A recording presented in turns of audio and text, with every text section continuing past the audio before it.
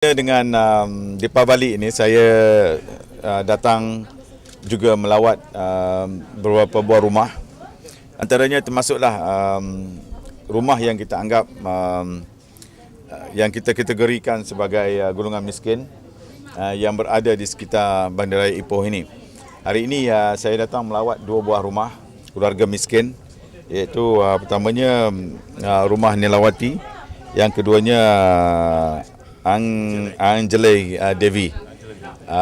Yang tadi yang kita pergi rumah dia berdekatan dengan dekat Leboh Birch Avenue. Masalah beliau ialah beliau menduduki rumah itu dan suaminya sudah meninggal setahun yang lalu.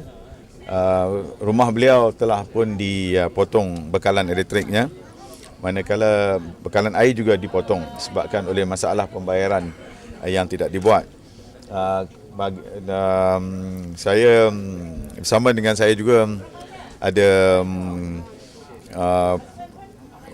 pengarah TNB Negeri Perak dan juga ketua pegawai LAP, Lembaga Air Perak kita.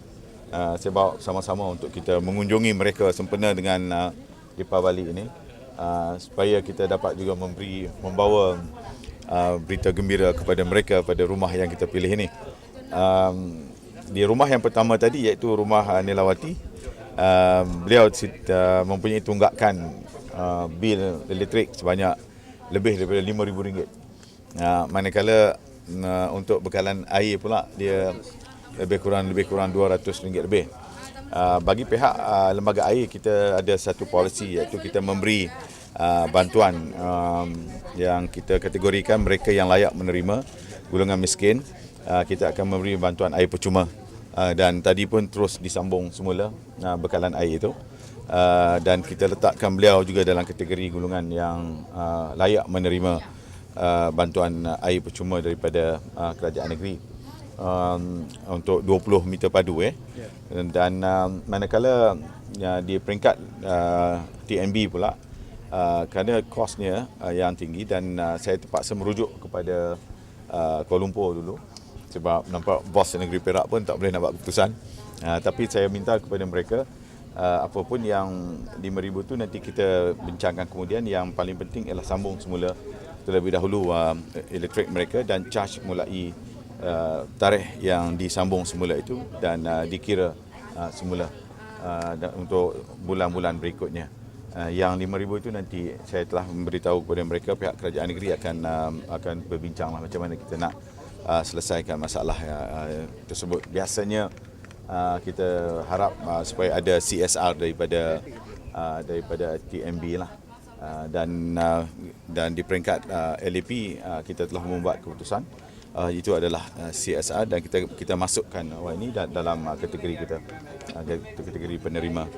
Dan rumah yang kedua ni pula, beliau ada suaminya, tapi anak-anaknya pun ada beberapa orang anak tidak bersekolah, sama dengan Nilawati tadi yang tidak bersekolah. Beliau duduk di rumah yang disewa, dan rumah yang disewa ini dengan anaknya selama 6 orang, dan beliau menyewa rumah ini sebanyak RM250, dan beliau juga tidak membayar bil TNB, tapi TNB telah mengadakan perbincangan semula, dan beliau setuju untuk membayar secara ansuran, secara ansuran kecil-kecilan. Dan yang lain masalah anaknya, dan juga rumahnya ada bocor sikit. Rumah ni rumah sewa, dan saya telah maklumkan bahawa yang sewa, sepatutnya tuan punya rumah ni datang untuk membaiki rumah ni, tapi dia hanya bagi sewa je. Dia tak peduli dari segi keadaan rumah ni nak runtuh ke, rumah ni bocor ke apa semua. Itu penyewa punya pasal. Jadi ini merupakan satu sikap yang tak baik lah. Bagi saya, sepatutnya tuan punya rumah yang mereka sewa ini, sepatutnya kita pastikan paling tidak bumbung. Sebab dia komplain tadi, bumbung saya pergi tengok tadi, bumbungnya bocor. Dan saya kata tak apalah, kita bubuhlah sekeping untuk memastikan supaya bila hujan dia tidaklah, orang kata, air tiris sampai ke dalam rumahnya, ya, menyebabkan mereka tidak dapat tidur. Tapi yang berlaku hanya di kawasan dapur saja. Tapi yang ini kita telah pun minta supaya beberapa tindakan lain dapat diambil, dan kita dapati tadi dia ada IC merahnya juga.